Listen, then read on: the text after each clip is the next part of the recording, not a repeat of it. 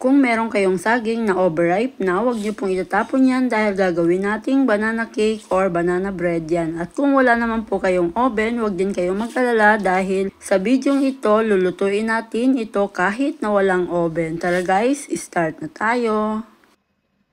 At dahil meron akong 4 na pirasong overripe na saging dito, naisip ko lang na magluto ng tinapay or cake. First time ko nga lang itong gagawin at sana ay maging successful. Dinudurog ko nga lang ito gamit ang ating tinidor. Then after nyan, itabi muna natin. At para naman sa ating mga dry ingredients, kakailanganin natin ng 2 cups ng harina. I-zip nga lang natin ito para maiwasan natin yung mga buo-buo. Ayan. Then after nyan, sa ating pampaalsa naman, gagamit tayo ng baking powder, 1 kutsara. Then 1 kutsara din po ng baking soda.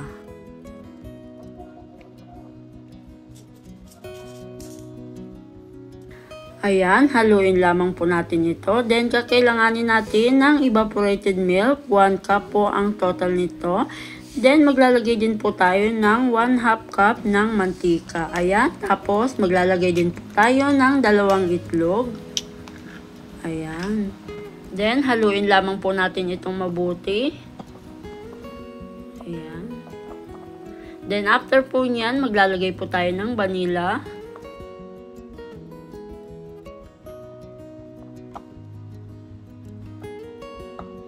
And then, gagamit din po tayo dito ng brown sugar.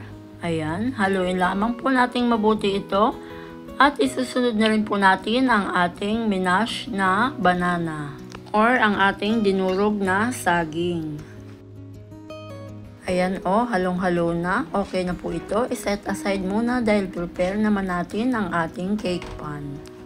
Ito po yung ating lalagyan, 1 cake pan at 2 lyanera. At nilagyan ko nga lang ito ng oil para hindi dumikit at naglagay din tayo ng parchment paper sa bottom ng ating lalagyan.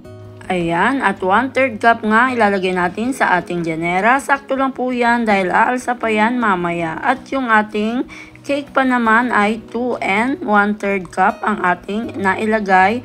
At yan na po lahat ang ating banana mixture. At bago natin ilagay sa ating mga steamer, siguraduhin lang na kumukulo na ang tubig nito. Ayan, at lutuin lang ng 45 minutes. And after 45 minutes, para makasigurado tayo na luto na, ay mag-toothpick check tayo. Then kapag hindi na or wala nang kumapit, ibig sabihin ay luto na ito. Ayan, malinis na yung toothpick. Ibig sabihin, luto na po ito. O, diba? Ang ganda ng pagkakaluto. Ang cute. Bilog na bilog. Next naman ay yung nasa lyanera. Siya nga pala mga mi, make sure lang na balutin natin ng malinis na tela yung takip nitong ating steamer para maiwasan na matuluan ang ating mga banana cake. At dahil nga excited akong matikman agad dahil first time ko nga itong lutuin, ayan. Inan-mold ko na nga ito kahit yung second batch ay hindi pa luto. And make sure lang na malinis po ang ating mga kamay. O diba, hindi ko nga akalain na kaya ko palang gumawa nito. Salamat na lang talaga dahil may mga gumagawa ng video na pwede nating gayahan. At kung kaya ko, siguradong kaya mo rin. By the way guys, kung umabot ka man sa part ng video ito at hindi ka pa nakasubscribe, uy baka naman, ayan, pa-like, share, and subscribe na din po para updated kayo kapag may bago tayong uploads. Ayan, take man time. Tara guys, kain po tayo. Diba? O, diba? Hindi nga ako makapagsalita dyan ng maayos dahil kain lang ako ng kain. Ang sarap eh, at saka napakalambot pa. O? Ngayon naman, ito at luto na ang nasa lyanera natin. At syempre, papakita ko din sa inyo kung ano ang kinalabasan nito. O, diba? Ang ganda talaga ng pagkakaluto.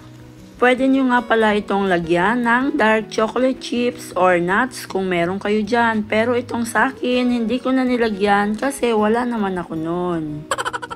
Subukan nyo na to mga mi. Siguradong magugustuhan to ng inyong buong pamilya. Promise, hindi ako mapapahiya sa inyo. Napakasarap at napakalambot at pwedeng-pwede po itong ipang negosyo. O, diba? Tingnan nyo naman kung gaano siya kalambot. O, sarap. And thank you for watching guys. Sana ay nagustuhan at masubukan nyo ang recipe ito. God bless po. Bye-bye!